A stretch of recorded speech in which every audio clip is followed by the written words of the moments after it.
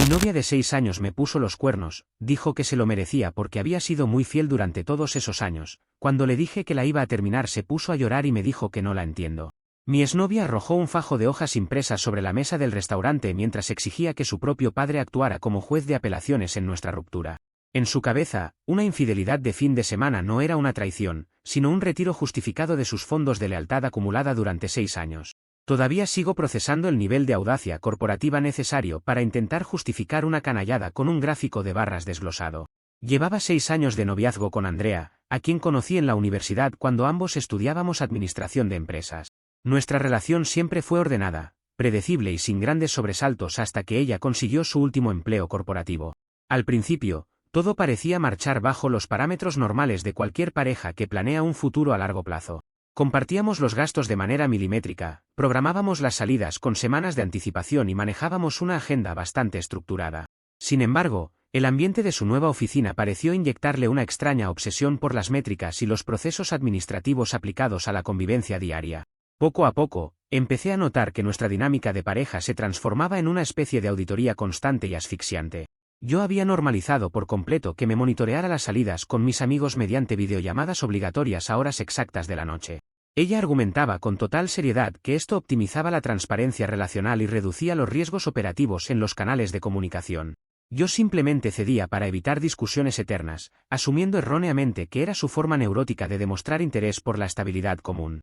Mientras tanto, ella asistía a supuestas reuniones de oficina que se extendían alegremente hasta el amanecer sin levantar sospechas aparentes en mi radar.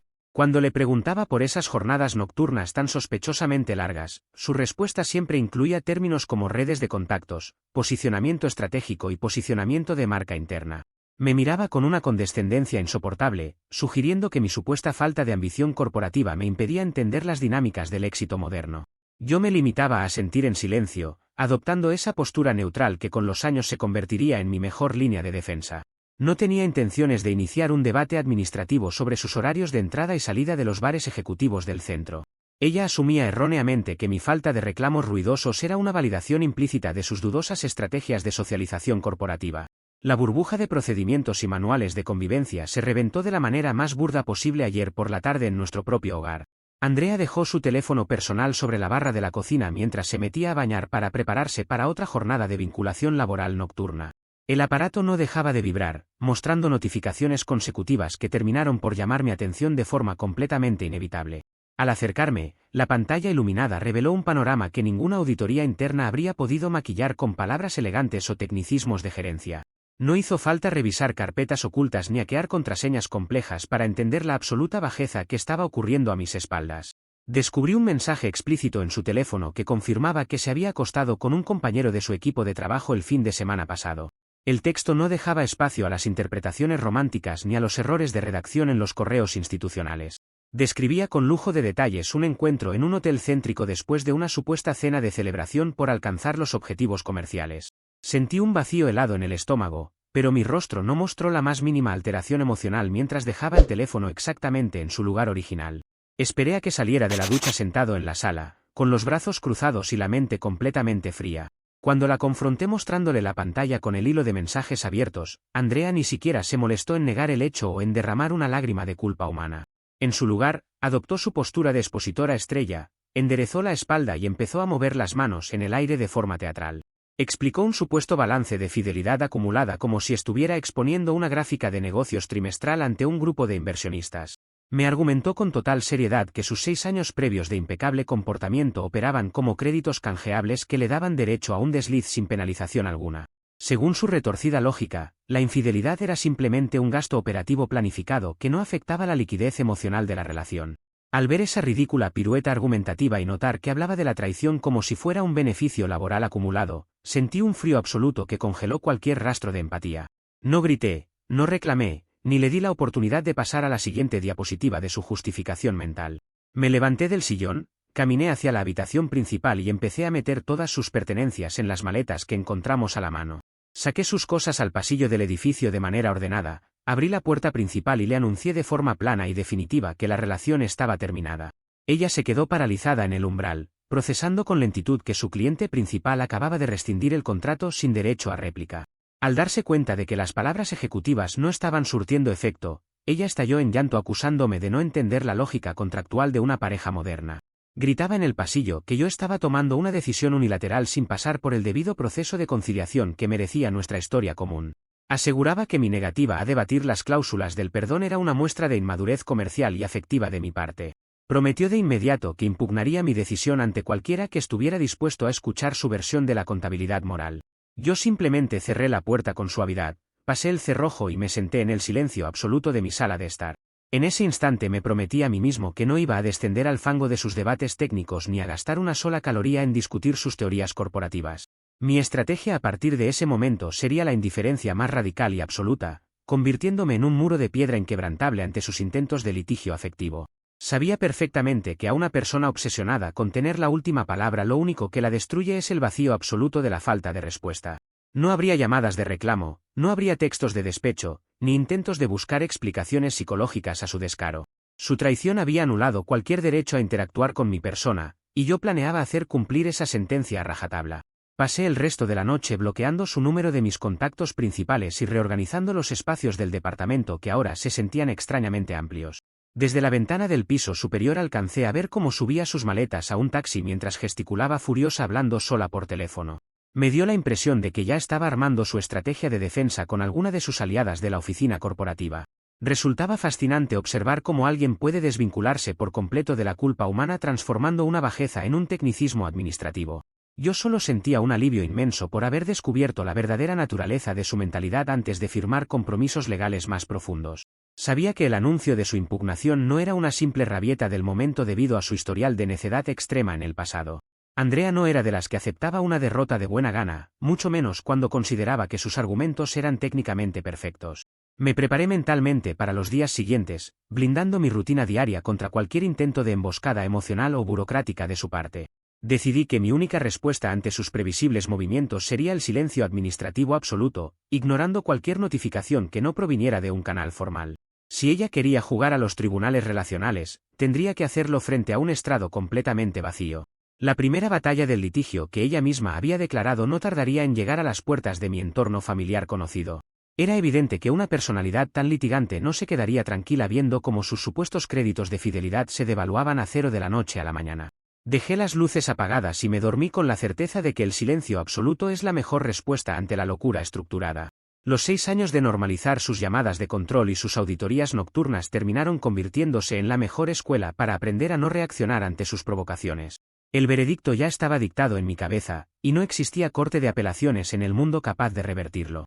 Comentarios de la historia principal. Usuario anónimo 1 dice, ¿alguien sabe si esos puntos de fidelidad relacional se vencen al año o si se pueden transferir a alguna aerolínea para al menos sacar un viaje gratis?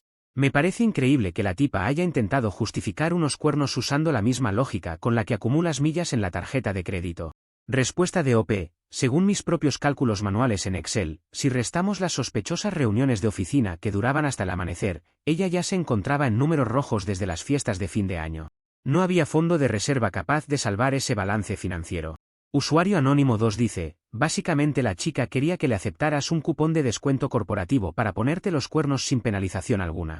Menos mal que mantuviste la cabeza fría y le revocaste la licencia comercial inmediatamente antes de que te armara una franquicia de engaños. Respuesta de OP.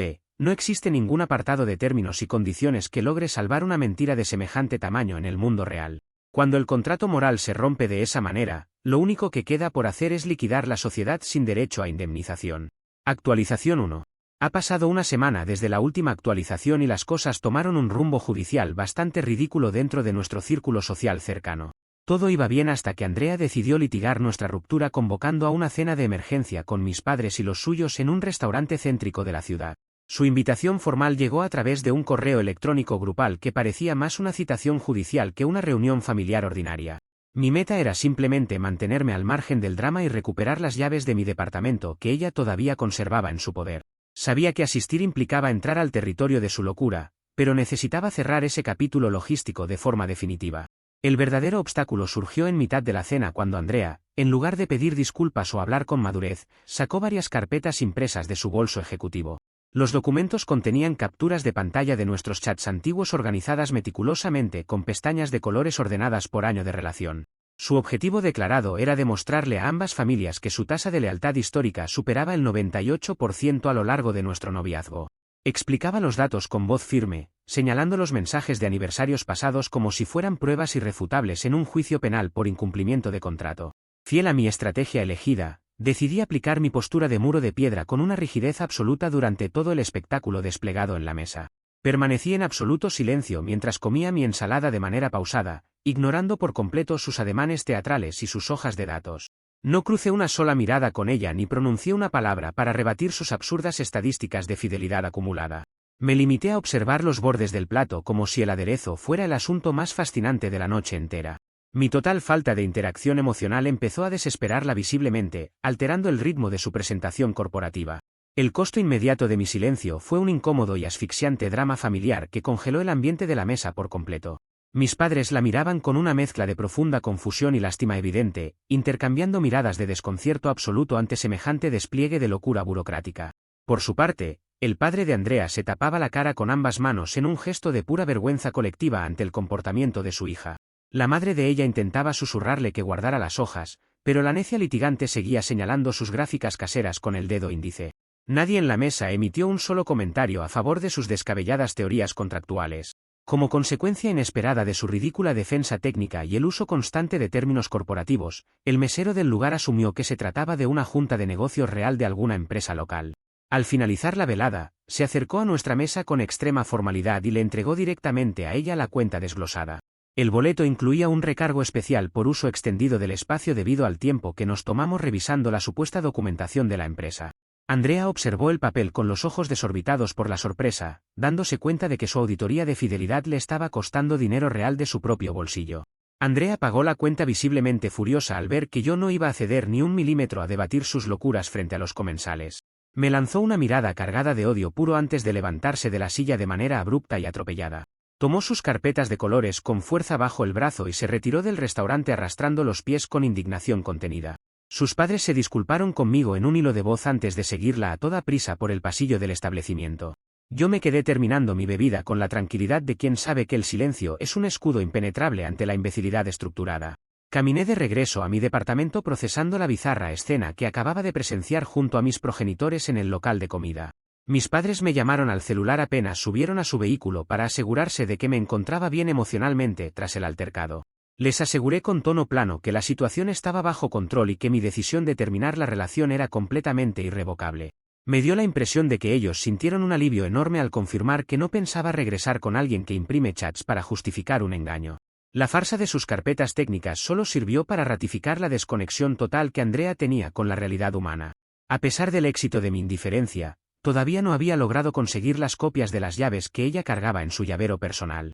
Ese pequeño cabo suelto representaba un riesgo latente que debía resolver antes de que ideara una nueva estrategia de abordaje legal. Pensé en enviarle un mensaje de texto estrictamente logístico, pero recordé mi promesa de mantener el contacto cero emocional a toda costa. Resolvería el asunto de la seguridad doméstica por canales más prácticos que no requirieran entablar un diálogo con la litigante. Mañana mismo me encargaría de contactar a un profesional de las cerraduras para solucionar el problema de raíz. Sabía que la derrota en el restaurante no detendría su mente obsesionada con obtener un fallo favorable en su juicio imaginario. El silencio de un muro de piedra suele actuar como un espejo que devuelve la locura multiplicada a quien intenta romperlo a gritos. Me imaginé que Andrea pasaría los siguientes días buscando un nuevo foro donde sus argumentos contractuales pudieran recibir la validación que yo le negaba. Su necesidad de ganar el debate superaba con creces cualquier noción básica de dignidad personal o respeto por el pasado común. El drama familiar había sido solo la primera instancia de un litigio que amenazaba con expandirse a otros ámbitos. Mis amigos en común comenzaron a enviarme mensajes discretos preguntando por la situación de manera bastante sutil y temerosa. Al parecer, Andrea ya había intentado presentar su balance de fidelidad en los grupos de mensajería compartidos con nuestros antiguos compañeros de universidad. Fiel a mi estilo, no respondía a ninguna de las preguntas morbosas ni salía a defender mi postura en las redes sociales. El silencio absoluto genera un vacío que la contraparte se encarga de llenar con sus propias declaraciones incoherentes hasta quedar expuesta ante todos. Mis conocidos no tardaron en notar que el comportamiento de ella carecía de cualquier lógica afectiva normal. Cada día que pasaba sin interactuar con ella reafirmaba la efectividad de mi total y absoluta indiferencia ante sus movimientos desesperados. Sus intentos de enviarme correos con propuestas de conciliación relacional terminaban directamente en mi bandeja de elementos eliminados sin ser leídos. No existía cláusula de arbitraje capaz de obligarme a sentarme de nuevo a escuchar sus desvaríos administrativos sobre los sentimientos. La muralla que había construido a mi alrededor funcionaba a la perfección, protegiendo mi paz mental de sus embates burocráticos. Me mantuve firme en mi rutina de gimnasio y trabajo, ignorando el ruido que ella generaba a la distancia. Sin embargo, el problema estaba lejos de solucionarse por completo debido a la obstinación natural de mi expareja en los entornos institucionales. La necia litigante preparaba un movimiento mucho más agresivo que llevaría su retorcida lógica corporativa directo al corazón de su propio entorno laboral.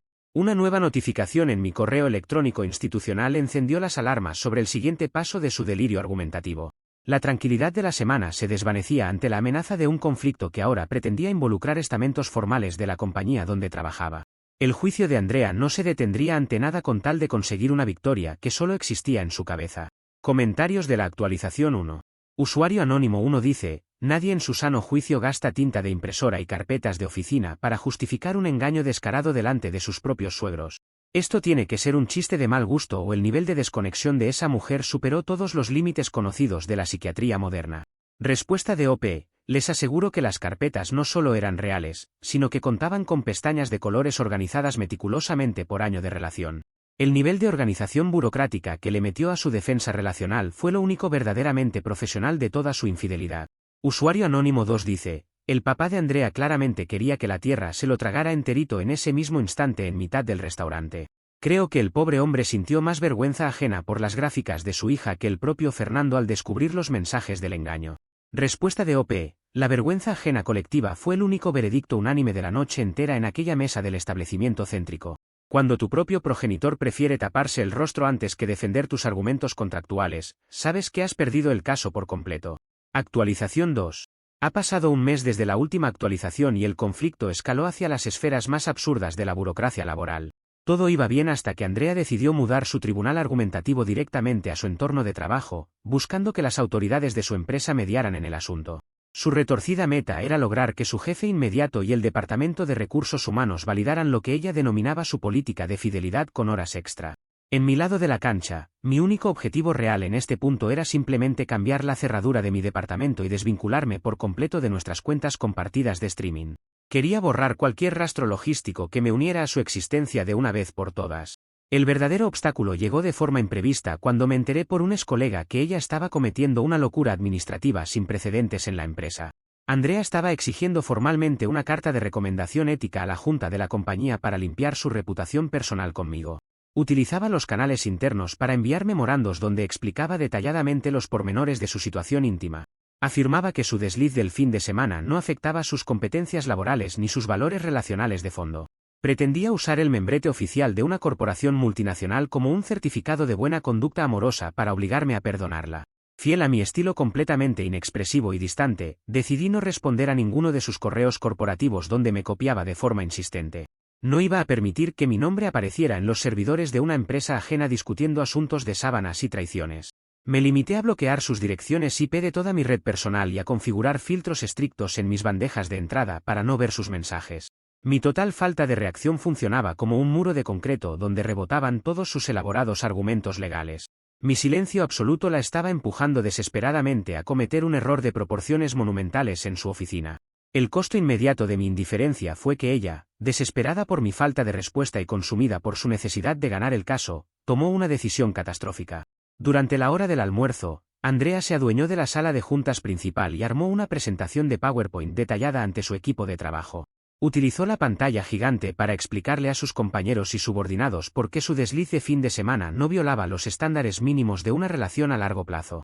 Pensaba que si lograba el respaldo de sus colegas de proyecto, su teoría contable ganaría validez frente a mi negativa a debatir. La jugada maestra de su autosabotaje se consolidó cuando el director general del departamento entró a la sala por absoluto accidente buscando un proyector portátil para una reunión de clientes. Al encender las luces, vio las gráficas detalladas de la infidelidad de Andrea expuestas en la pantalla grande con el logotipo institucional de la empresa de fondo. El jefe observó estupefacto los esquemas de barras que comparaban los 6 años de noviazgo con el desliz del fin de semana. No podía creer que se utilizara la infraestructura corporativa para ventilar un encuentro pasional con un subordinado. Ante semejante espectáculo inapropiado, el directivo suspendió las actividades del área de forma inmediata y ordenó desalojar el salón de juntas. Ahora el chisme corporativo se extendió como la pólvora por toda la compañía, destruyendo por completo su credibilidad laboral por su propia insistencia en no quedarse callada. Los pasillos de la empresa no hablaban de otra cosa que no fuera la auditoría amorosa expuesta en la hora del almuerzo. Su compañero de andanzas del fin de semana intentaba esconderse en los cubículos para evitar las miradas burlonas de todo el personal administrativo. Andrea se quedó sola en su oficina, procesando que su brillante defensa técnica la había colocado en la lista negra de la gerencia general. Yo me enteraba de todo en absoluto silencio, disfrutando de la efectividad de mi neutralidad.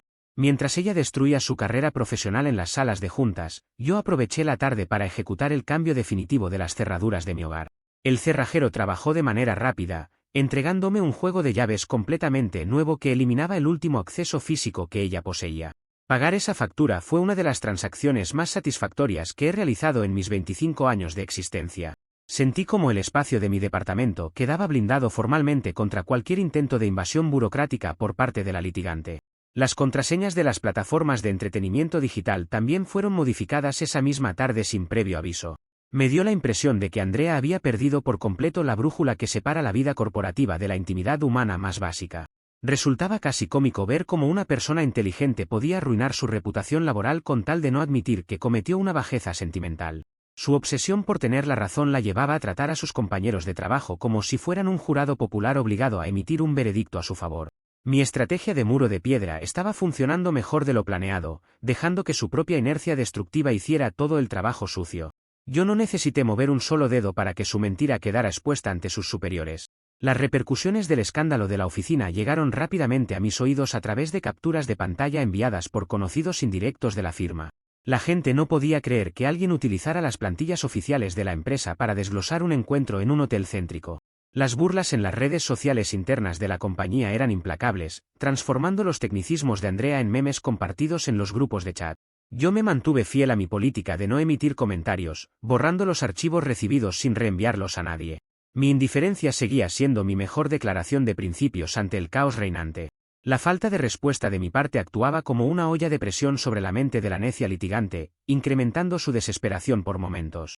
Al verse ignorada en los canales personales y bloqueada en las redes de comunicación digital, su frustración alcanzaba niveles insostenibles. Sabía que una personalidad tan estructurada no soportaría quedarse con un caso abierto sin una resolución formal firmada por ambas partes. Estaba seguro de que inventaría una nueva maniobra para obligarme a comparecer ante algún tipo de autoridad ficticia creada en su mente. Yo simplemente continué con mis rutinas habituales, entrenando en el gimnasio con la mente enfocada en mis metas personales. Mi postura de piedra se volvía más fuerte con cada intento desesperado que ella realizaba por romper mi tranquilidad cotidiana. No había espacio en mi agenda para atender a una persona que confunde un memorando corporativo con una disculpa sincera por una traición.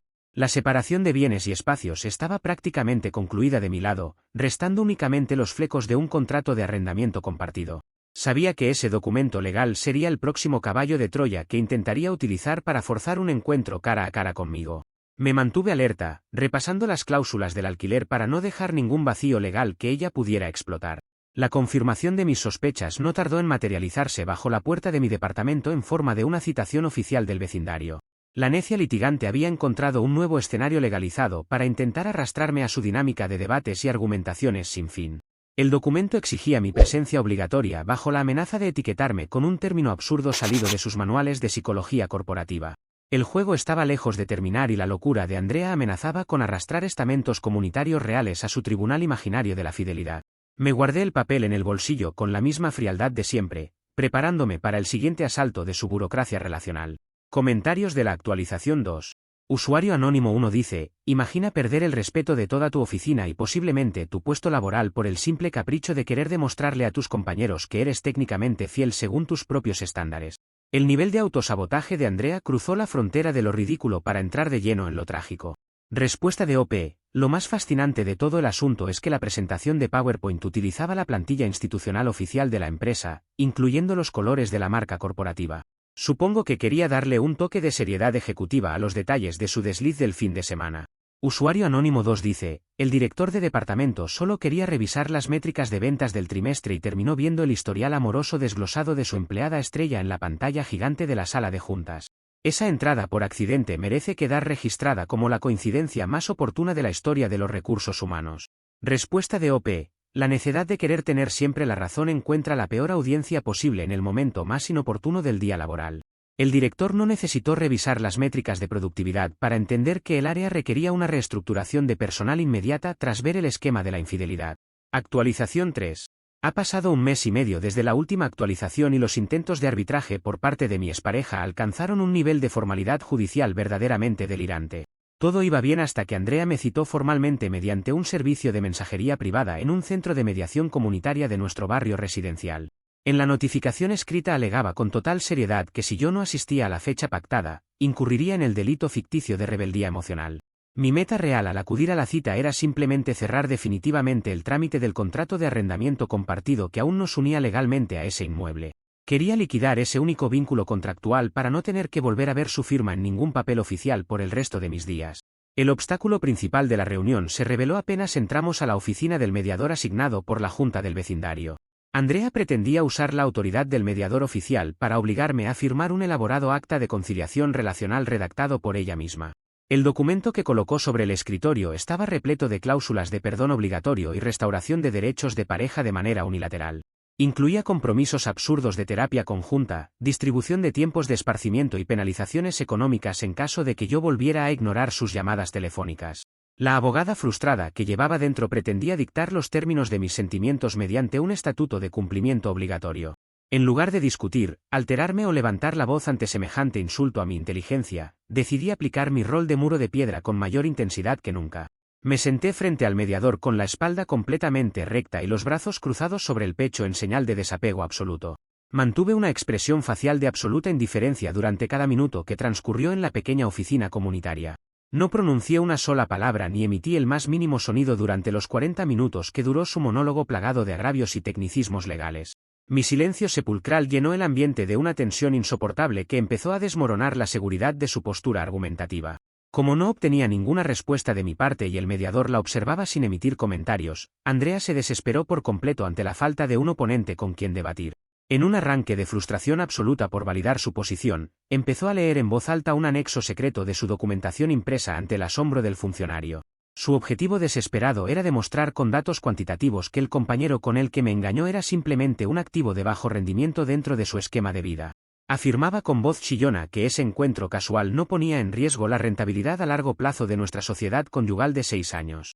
Aseguraba que la transacción íntima extraoficial no restaba valor al patrimonio emocional acumulado en nuestro pasado común. El mediador oficial, completamente estupefacto ante la bizarría del argumento y la frialdad corporativa con la que describía su propia infidelidad, detuvo la sesión de manera abrupta. Guardó los bolígrafos en su cajón, cerró las carpetas de conciliación y declaró formalmente que el asunto presentado no era sujeto de mediación legal alguna. Miró a Andrea con una severidad notable, indicándole que los problemas ventilados pertenecían al ámbito del estricto sentido común y la decencia humana elemental, no a las leyes comunitarias. Acto seguido, dio por terminada la diligencia de manera definitiva y unánime en ese mismo instante. Le cobró a ella la tarifa completa del servicio por hacerle perder el tiempo con sus delirios burocráticos. Andrea salió del centro de mediación comunitaria gritando a viva voz que apelaría el veredicto en foros públicos si yo continuaba negándome a admitir su victoria argumentativa. Caminaba por la acera agitando los papeles firmados por el mediador, amenazando con llevar el caso ante las redes sociales del vecindario para limpiar su honra dañada. Yo salí del edificio unos minutos después con el documento de rescisión del contrato de alquiler debidamente sellado por la oficina administrativa del lugar. Sostenía la hoja con firmeza, sabiendo que el último candado legal que nos unía se había roto por completo. Había logrado mi objetivo logístico sin pronunciar una sola sílaba frente a su tribunal imaginario de la fidelidad conyugal. Regresé a mi hogar con la certeza de que el silencio absoluto es el arma más letal contra las mentes obsesionadas con la confrontación verbal. Resultaba increíble observar cómo su propia lógica contractual la enterraba viva frente a extraños que solo buscaban resolver disputas vecinales ordinarias. El mediador anotó la frase sobre el activo de bajo rendimiento en su libreta de apuntes personales antes de suspender la sesión por completo. Me dio la impresión de que el funcionario redactaría un informe interno bastante pintoresco sobre las locuras administrativas de la necia litigante. Mi paz mental seguía intacta, resguardada tras el muro de piedra que ella jamás lograría perforar con sus argumentos corporativos. Con la rescisión del contrato de arrendamiento compartida en mis manos, el último lazo legal que me unía a su existencia quedaba disuelto formalmente ante las autoridades locales. El propietario del inmueble aceptó los términos de la entrega del departamento sin poner ninguna objeción debido a mi historial de pagos impecables durante los años anteriores. No tendría que preocuparme por las deudas acumuladas de servicios públicos ni por los desperfectos que ella pudiera ocasionar en las áreas comunes del edificio. El casero se mostró sumamente comprensivo con la situación y aceleró la devolución del papeleo correspondiente. Había liquidado la sociedad inmobiliaria de manera limpia, dejando que Andrea se hiciera cargo de sus propias deudas de espacio y tiempo. Los vecinos del barrio comenzaron a mirarla con una mezcla de curiosidad y rechazo evidente tras los gritos emitidos en la acera pública del centro de mediación. La necia litigante se encargaba de sabotear su propia imagen social cada vez que intentaba forzar una discusión en los espacios compartidos de la comunidad. Mis conocidos del sector me comentaron discretamente que ella intentaba organizar una reunión vecinal para exponer los detalles de su tasa de lealtad histórica ante el comité del vecindario. Querían saber si yo emitiría alguna declaración pública para desmentir las locuras impresas de su carpeta de descargos. Yo simplemente sonreía con cortesía, manteniendo mi postura neutral y declinando participar en cualquier debate sobre la cordura de mi expareja. Mantener el contacto cero emocional se convertía en una ventaja estratégica insuperable que me permitía observar el colapso de mi contraparte desde una distancia segura. Sabía que para pelear se necesitan obligatoriamente dos personas dispuestas a intercambiar palabras y argumentos en un terreno común. Al negarle mi participación en su juicio inventado, la dejaba sin el combustible necesario para sostener su andamiaje de justificaciones corporativas. Su mente neurótica se consumía intentando descifrar el significado de mi absoluto y permanente silencio frente a sus ataques burocráticos. Yo continuaba enfocado en mis proyectos profesionales, planificando mis inversiones financieras con la mente despejada de dramas innecesarios. La desesperación de la litigante alcanzaba su punto de ebullición máxima al notar que ninguna autoridad comunitaria, familiar o laboral lograba doblegar mi muro de indiferencia. Su necesidad de obtener una firma de perdón o una admisión de derrota argumentativa la empujaba a diseñar una última maniobra desesperada de proporciones corporativas. Sabía perfectamente que el siguiente paso de su locura implicaría un movimiento a gran escala dentro de la estructura de la compañía donde aún conservaba su empleo de analista. Estaba convencida de que los altos mandos jerárquicos de su oficina intercederían a su favor si presentaba el caso de manera técnica. Me preparé para el desenlace inevitable, sabiendo que su propia contabilidad moral terminaría por causarle una quiebra absoluta ante sus jefes máximos. La tensión en el ambiente se sentía densa mientras esperaba el previsible error monumental que cerraría su historial de litigios relacionales de una vez por todas. Una persona obsesionada con tener la última palabra siempre termina por cruzar la línea roja de los reglamentos institucionales con tal de no aceptar un veredicto desfavorable.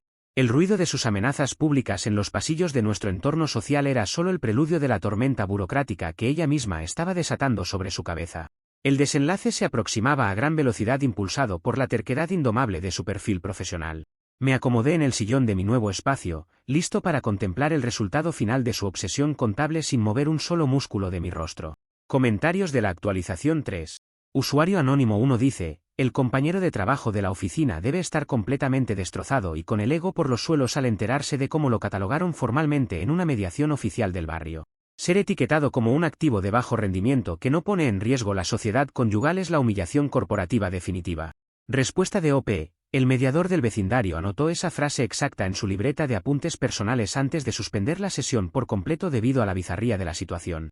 Supongo que el funcionario necesitaba registrar el tecnicismo para justificar por qué nos cobró la tarifa completa por hacerle perder el tiempo.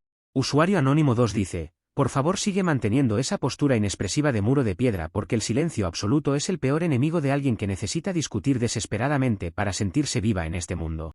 Andrea se está enterrando solita en su propia burocracia relacional sin necesidad de que tú digas una sola palabra. Respuesta de OP. Para pelear se necesitan obligatoriamente dos personas dispuestas a intercambiar argumentos en una mesa de debate, y yo ya no formo parte de ese contrato vencido. Mi total indiferencia emocional es la única sentencia definitiva que planeo ejecutar frente a sus delirios contables de la fidelidad. Actualización 4. Ha pasado una semana desde la última actualización y la obsesión desmedida de Andrea por demostrar que su contabilidad moral era perfecta causó su colapso definitivo frente a la junta directiva de su propia empresa. Todo iba bien hasta que su necedad argumentativa la llevó a cometer el error más catastrófico de su carrera profesional en el peor escenario posible. Empeñada en ganar el debate que ella misma había construido y alimentado en su cabeza durante meses, decidió redactar un documento final aclaratorio.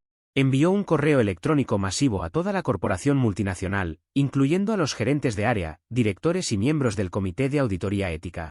El mensaje llevaba por asunto el expediente completo de descargos de nuestra ruptura sentimental, adjuntando pruebas detalladas de sus actividades cotidianas nocturnas. El archivo adjunto contenía las bitácoras minuciosas de las fiestas de oficina, los horarios de los bares ejecutivos y las facturas de los encuentros del fin de semana pasado. Su retorcido objetivo era probar ante sus superiores que sus horas de diversión nocturna con un subordinado eran un derecho adquirido gracias a su alta productividad laboral del trimestre. Argumentaba en el texto que un desliz pasional no mermaba sus capacidades analíticas ni violaba las políticas internas de rendimiento de la compañía.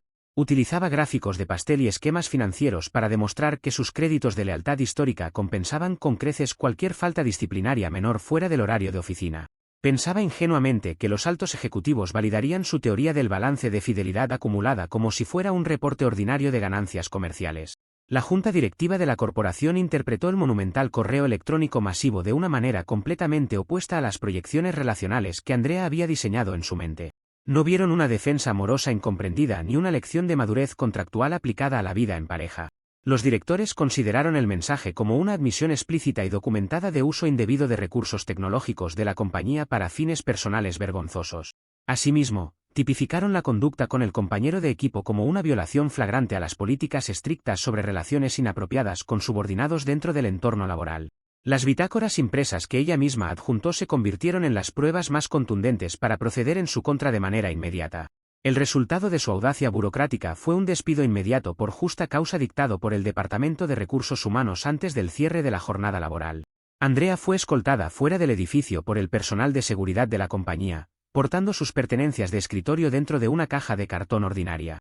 La empresa le denegó cualquier tipo de indemnización económica o liquidación por años de servicio debido a la gravedad de las faltas cometidas contra el Código de Conducta Interna. Para empeorar su situación financiera, la junta directiva incluyó su nombre con un veto completo en la bolsa de trabajo unificada de la industria del sector. Su reputación profesional quedaba destruida de forma definitiva por sus propias herramientas de litigio administrativo. Al quedarse sin empleo estable, sin reputación en el sector corporativo y con todos sus elaborados argumentos destruidos por el peso de sus propias pruebas impresas, su realidad dio un vuelco total. La necia litigante se vio obligada a empacar sus pertenencias de forma apresurada y abandonar la ciudad céntrica debido a la imposibilidad de costear sus gastos individuales. Regresó a vivir al domicilio de sus padres en una localidad apartada, bajo una estricta auditoría familiar comandada por su progenitor avergonzado.